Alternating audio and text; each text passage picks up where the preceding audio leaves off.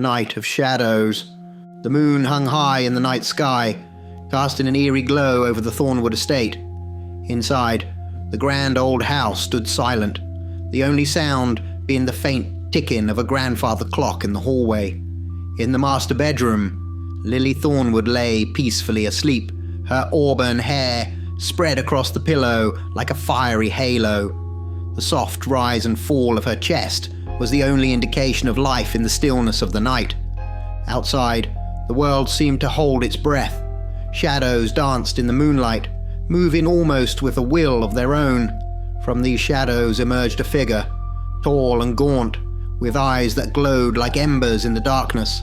The vampire moved with a predatory grace, its movements silent and fluid.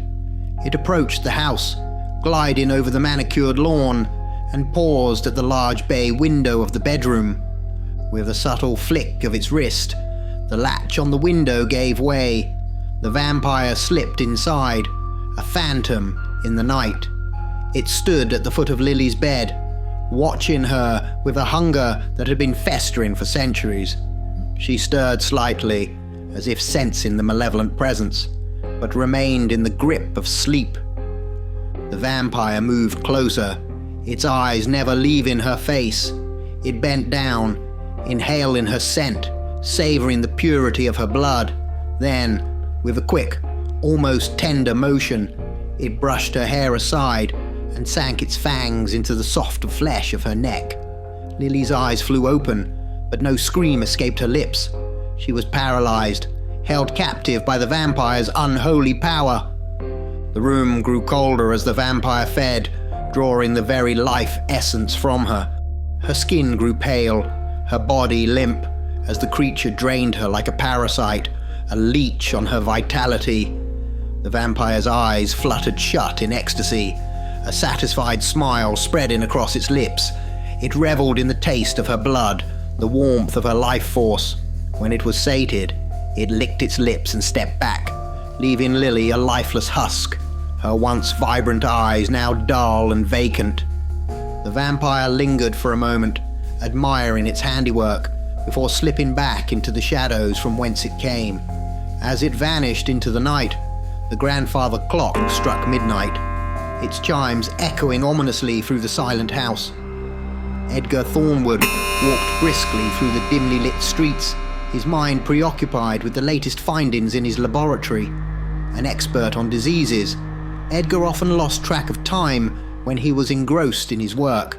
Tonight had been no different, and it was well past midnight when he finally headed home.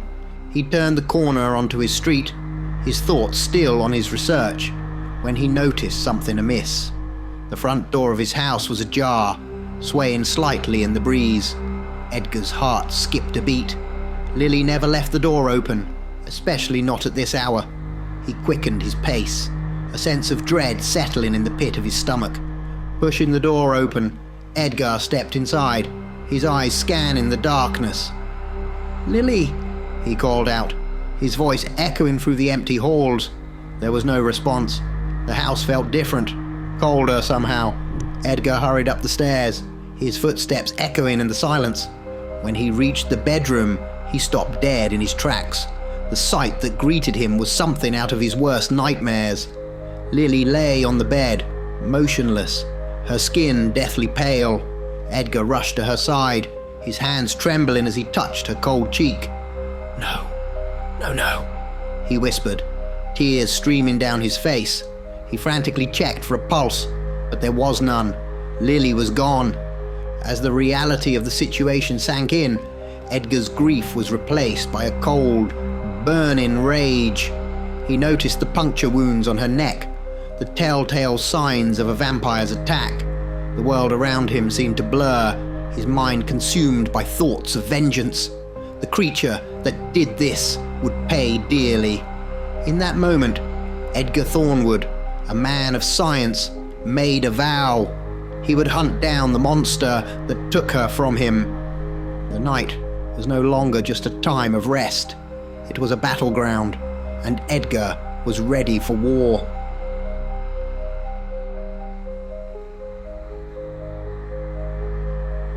The haze of grief. The days that followed Lily's death were a blur for Edgar Thornwood.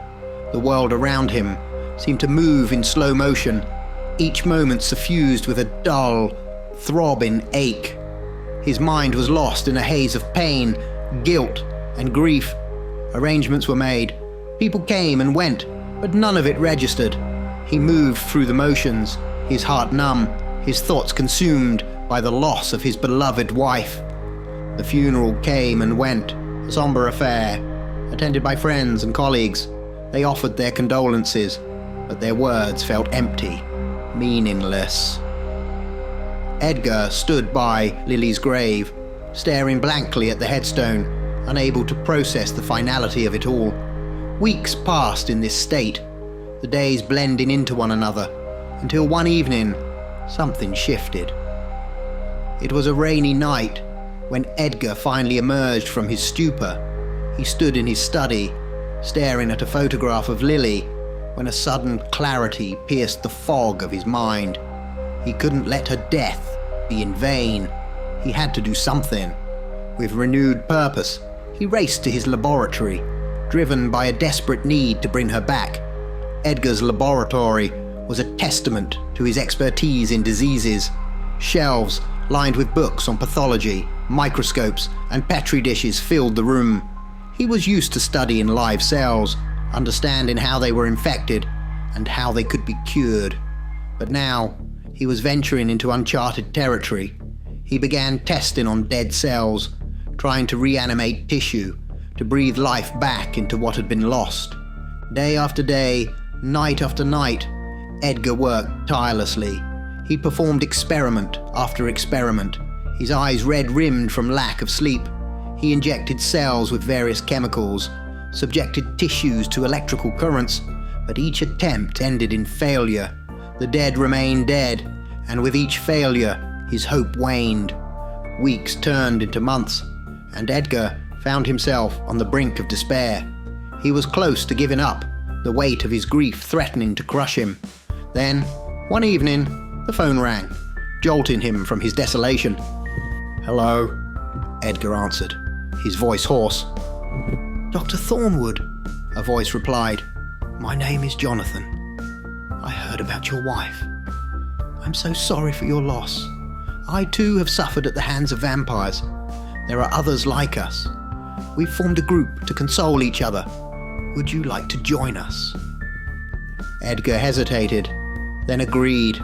He didn't want consolation. He wanted answers. But perhaps this group would provide a lead. The meeting was held in a dimly lit basement of an old building. Edgar entered to find a handful of people seated in a circle, their faces etched with sorrow. They shared their stories, voices trembling as they recounted their encounters with the undead. Edgar listened impatiently, waiting for his turn. When he finally stood, his voice was cold and determined. "I just want to know how to find them and kill them," he said. His words were met with shocked silence. The other attendees exchanged worried glances, but no one spoke up. The meeting ended soon after, and Edgar left, his frustration mounting. As he stepped outside, a strange man approached him. "So, you want to kill them?" the man asked, his voice low and gravelly. Edgar turned to face him. "Yes," he replied, his eyes burning with resolve. The man nodded. "You know, it's not like all the movies and stories. They're pretty much unkillable by us humans, but there are ways they can die." Intrigued, Edgar pressed, "And you know how?" "Not me," the man said, "but I do know someone." Edgar followed the man through the dark, eerie streets, their footsteps echoing in the silence. They walked for hours, the cityscape growing more foreboding with each step. Finally, they stopped in front of an old, decrepit building. "In there," the man said, nodding towards the entrance. Edgar looked at the building, then turned to thank the man, but he had already disappeared into the shadows. Steeling himself, Edgar stepped inside, determined to find the answers he sought and exact his revenge. The bargain. As Edgar entered the decrepit building, the air grew thick with the scent of mold and decay. The darkness pressed in on him from all sides, and he groped his way forward through the labyrinthine corridors. Faint whispers seemed to emanate from the walls, taunting him, but he pressed on, driven by a desperate need for answers. He saw a faint light up ahead, and quickened his pace, his heart pounding in his chest. The light led him to a small room, dimly illuminated by flickering candles. In the center of the room sat a strange man, his features obscured by shadows. Before him was a large cauldron, filled with a bubbling, iridescent liquid. "Welcome, Edgar," the man said, his voice smooth and eerily calm. Edgar stopped in his tracks. "Who are you?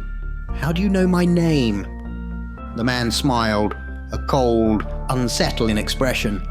"I am but a messenger, here to offer you a bargain from my lord." "A bargain?" Edgar repeated, suspicion lacing his voice. The man nodded. "You wish retribution. You wish power. My lord can give you all these things and more." He leaned forward, his eyes boring into Edgar's. "You wish to kill those who walk in shadow. My lord can grant you this power, the power over death itself. But know this, you must not use this power to bring back your loved one from the dead." Edgar felt a yearning deep within him, a desperate hunger for the power to avenge Lily. "And what do you want in return for such power, if it even exists?" he asked, his skepticism apparent. The strange man chuckled softly. "I want nothing, but my lord will require your service. Once you die, you will become the property and servant of our lord Necros. You will serve him as an undead slave for eternity."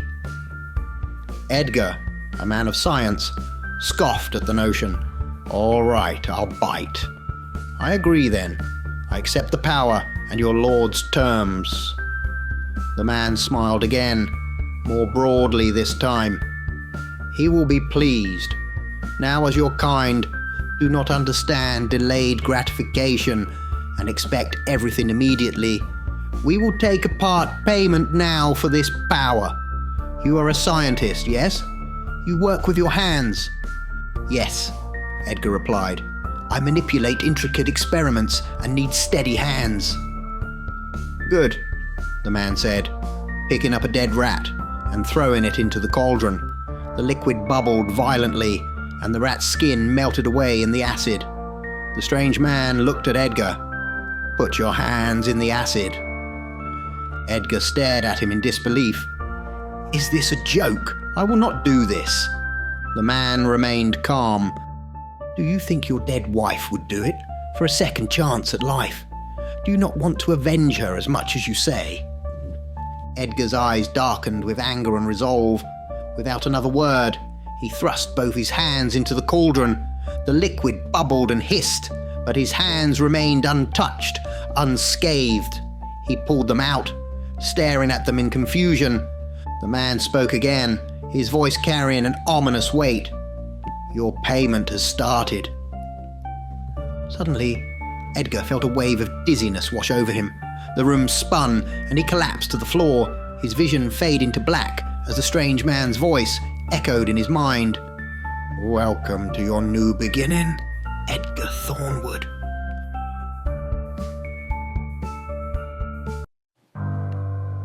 Edgar awoke the next morning in a small, decrepit room. The candles had long since burned out, leaving him in near darkness. He looked around, his mind foggy with confusion. The strange man and the cauldron were gone as if they had never been there. For a moment, he doubted the events of the previous night, wondering if it had all been a dream. Rising to his feet, Edgar made his way out of the building and into the grey morning light. As he walked through the streets, he felt a strange sensation. When he looked at people passing by, he could sense their life force, an almost tangible aura that seemed to tell him how much time they had left. It was disconcerting and intriguing all at once. Arriving at his home, Edgar noticed a dead bird lying on the pavement. A peculiar energy emanated from it, drawing his focus. He concentrated, feeling a surge of power within him. The bird began to twitch, then flapped its wings and rose into the air, only to fall lifeless again a moment later. Edgar stared at it, astonished. Could he really have the power to bring the dead back to life? With renewed urgency, Edgar jumped into his car, a sleek 1968 Pontiac GTO, and sped towards his laboratory. His mind raced with possibilities, a mix of excitement and trepidation coursing through him. Arriving at the lab, he wasted no time. He set up his experiments, but this time, instead of relying on his scientific expertise, he focused on the strange new energy within him. Edgar took a deep breath and placed his hands over the dead tissue samples. He concentrated, feeling a strange sensation of transference, as if a small piece of his life force was flowing into the tissue. The samples twitched, then moved, coming to life under his command. He watched in awe as the once dead cells responded to his will. Hours passed in a blur of experimentation and discovery. Edgar pushed himself to the limits of his newfound abilities, bringing small animals and tissue samples to life, only to watch them return to death once he withdrew his focus. By the time he left the lab, he was exhausted, both physically and mentally. Returning home, Edgar collapsed into bed, his body heavy with fatigue. His mind, however, was a whirl of thoughts and emotions. As he drifted off to sleep, he dreamed of a dark, moonlit graveyard. He and Lily stood among the tombstones, both of them pale and cold, undead creatures bound together in eternal matrimony. They exchanged vows, promising to stay together forever, even in death. The dream was both beautiful and haunting, filling Edgar with a mixture of sorrow and determination. When he awoke the next morning, the memory of the dream lingered. It fueled his resolve to continue his quest, to master the power he had been given, and to exact his revenge on the vampires who had taken Lily from him.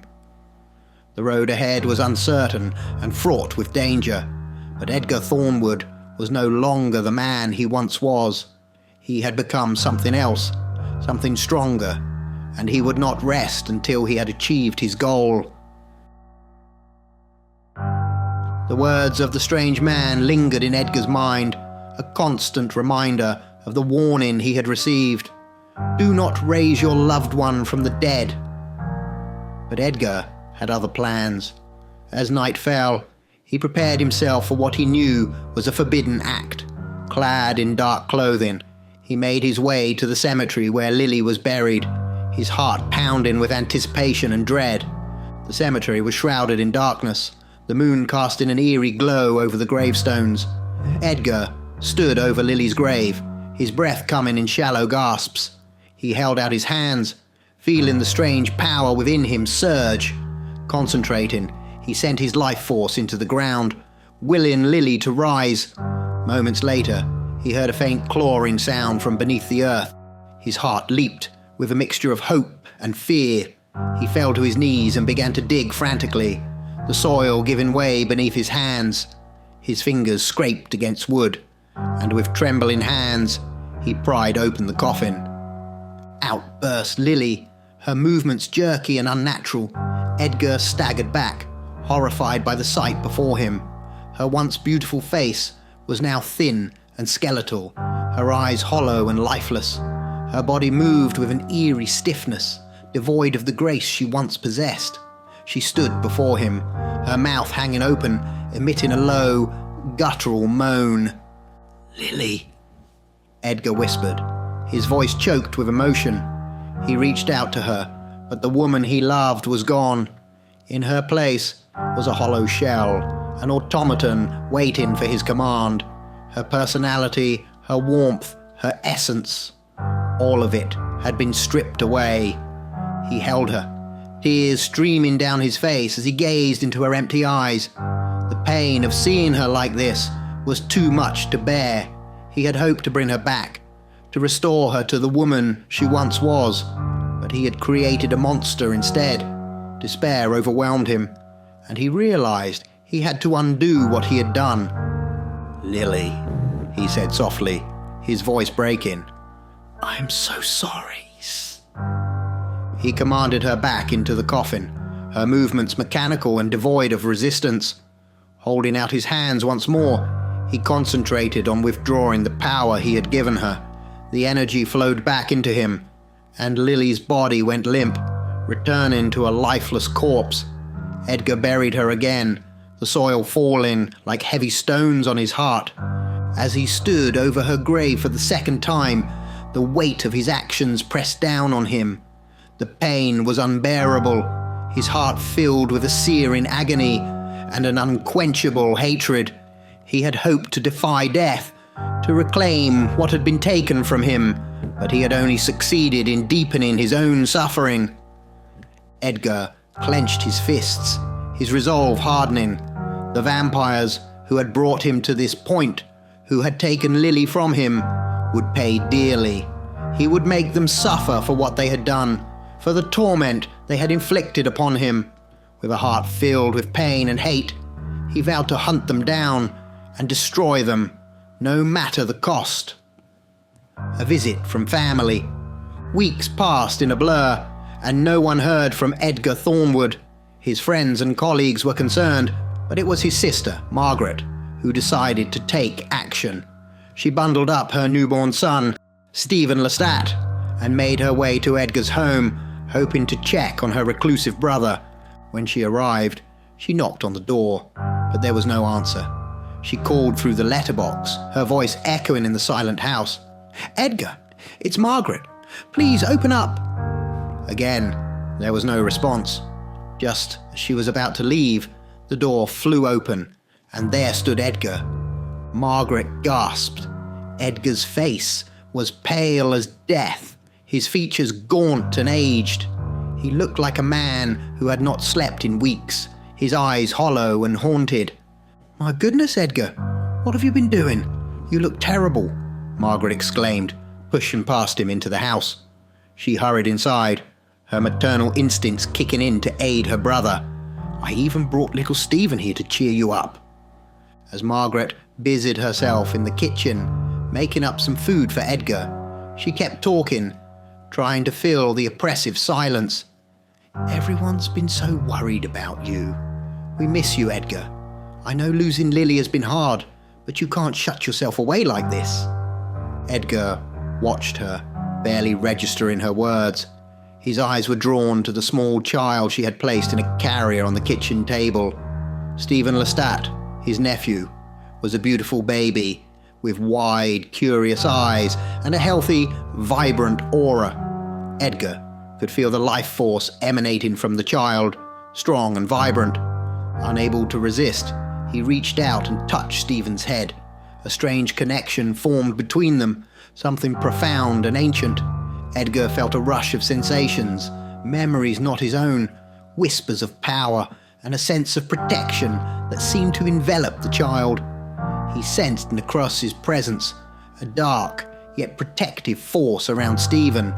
This child was special in some way that Edgar couldn't quite grasp. Margaret returned to the kitchen, still talking. "We've all been so worried about you. You need to take care of yourself, Edgar. Lily wouldn't want you to waste away like this." She continued fussing over him, trying to coax him into eating something, but Edgar did not reply. The connection with Stephen had left him overwhelmed. The touch had transferred something from Edgar to the child, a piece of his life force, or perhaps something darker. He felt weak, as if drained by the encounter. After a while, Margaret gathered her things. "I'll come back and check on you soon," she said, giving him a worried look. "Take care of yourself, Edgar." As she left, Edgar stood motionless in the quiet house, the temporary daze enveloping him. The touch with his nephew had left him feeling strange and disoriented. Whatever had passed between them, it had weakened him. He felt a new emptiness inside, as if a part of him had been siphoned away, leaving him more determined, yet vulnerable.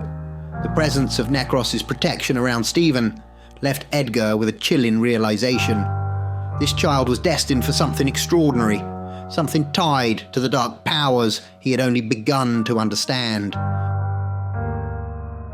More time passed, and Edgar spent his days and nights honing his newfound skills. His powers had grown beyond merely raising the dead. He had learned to manipulate blood and tissue, forming sharp, stabbing objects from his own blood, a kind of blood spear. Not only could he give life, but he could also take it, his yard littered with dead birds, from which he siphoned their essence of life to enhance his power. He was becoming a necromancer, driven by his need for vengeance. He roamed the streets at night, using his heightened senses to detect strange life forms and auras. One evening, he noticed a peculiar essence, an aura that seemed to dart between the shadows. Locking onto it, he followed it to an old abandoned house. The strange aura moved inside and disappeared. Edgar stood outside, whispering to himself, "Got you." He waited for the following night, summoning corpses from the nearby cemetery and laying in wait inside the old house. As the night wore on, he felt it. The aura was returning. He felt it enter the home and hid in the shadows. A voice echoed through the darkness. "I know you are in here. Come to kill the unkillable." Realizing his advantage of surprise was lost, Edgar stepped forward and spoke up. "Yes, I have come to seek revenge for my wife." The elder vampire chuckled. "I feast on so many, it's hard to recall just one meal." Enraged, Edgar shouted, "Meal! She was my wife, and you will suffer for this." The creature, an elder vampire, rose before him, its presence commanding and terrifying. "You seem feeble, weak, but something is odd about you. I guess I'll find out among your corpse." As the elder grew in confidence, several hands reached out from the darkness and grabbed it. Edgar's reanimated corpses, undetected and hidden in the shadows. The elder screamed in fury, "How dare you!" The elder quickly shifted into the shadows, breaking free of the grips. "You will pay for that," it hissed. Edgar replied defiantly, "Stop talking and face me, coward, or are you only brave when facing sleeping women?" Infuriated, the elder lunged at Edgar, knocking him to the ground. Edgar commanded his minions to attack again, but the elder passed through them in shadow form, severing Edgar's connection to them. He was now alone against the elder. The elder stood before him, eyes glowing with malevolence. "What are you, that you can control the dead?" Edgar did not reply. He focused his power, forming a long blood spear that stabbed the elder. The creature winced in pain, but Edgar did not stop. He conjured another spear, then another, weakening the elder. The vampire laughed through the pain. "You cannot kill me with parlor tricks." Edgar's eyes blazed with determination. "I know," he said, and began to manipulate the very blood inside the elder's body. The vampire screamed in agony as Edgar forced the blood out, pulling the elder apart from the inside. Blood sprayed in all directions, and the elder's body disintegrated until nothing remained. Weak but satisfied, Edgar gathered the remains of the elder and rushed back to his lab. His heart pounded with both exhaustion and triumph. He had defeated the unkillable. The road ahead was still fraught with danger, but Edgar was no longer the man he once was. He had become something else, something powerful and terrifying, and he would not rest until every vampire who had destroyed his life had paid with their own. The Fall of Edgar Thornwood. In the dim light of his laboratory, Edgar carefully laid the small remains of the elder vampire on the table. The remnants were grotesque, but they held secrets he needed to unlock. He focused his power, reanimating the tissue. Blood bubbled and flesh writhed as he tried to establish a connection, hoping to use this link to track down more of the elders. Each one would pay for what happened to Lily. The blood and tissue moved with a life of their own under his command, an eerie display of his growing power. As he worked, the door to his lab burst open. Dr. Philip Marston, the head of the research team, stormed in, his face a mask of horror and disbelief. "Edgar, what in God's name are you doing?" Marston shouted. "This is madness." Edgar turned slowly, his eyes cold and unfeeling. "I'm doing what needs to be done, Philip." Marston's eyes darted to the writhing flesh on the table. "This is abomination. You've gone too far. You're no longer a scientist. You're a monster. I'm shutting this down. You're fired from the Institute and banned from the service." A dark smile played on Edgar's lips. "You think you can stop me?" He raised his hand towards Marston, who suddenly felt a sickening pull at his very core. Edgar was draining his life essence, the vibrant energy flowing from Marston into Edgar's outstretched hand. Marston's screams echoed through the lab as he collapsed to the floor, his body an empty husk. Edgar looked down at the lifeless body, his expression one of detached satisfaction. He concentrated again, reanimating Marston's corpse. The body twitched and stood, staring blankly ahead. "How satisfying," Edgar murmured. "I get to kill you twice." With a swift motion, he disassembled the animated corpse, reducing it to lifeless pieces once more. The act felt disturbingly gratifying, a clear sign of how far Edgar had strayed from his humanity. He was no longer driven by grief alone. His heart was now a cauldron of hatred and a lust for vengeance. Edgar turned back to his macabre work, his mind set on one goal: to track down and destroy every elder vampire. He now knew how to trace them, using the blood and tissue connections. Each one would end up as a specimen on his laboratory table. He was transforming, stepping closer to becoming a soulless necromancer.